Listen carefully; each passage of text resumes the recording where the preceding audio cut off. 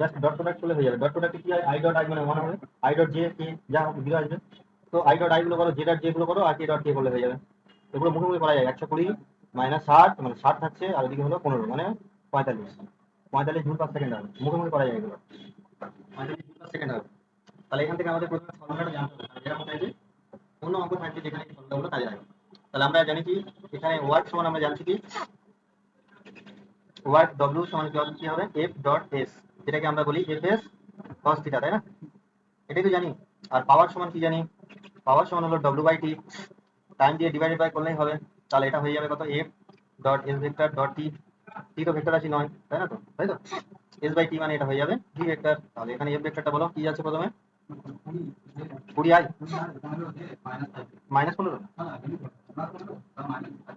-5 কে cap. এটাকে কি করতে হবে, ডট করতে হবে, ডট করো। আরেকটা কি আছে বলো ভিটা, হ্যাঁ 6 I cap 4 J cap plus 3 K cap.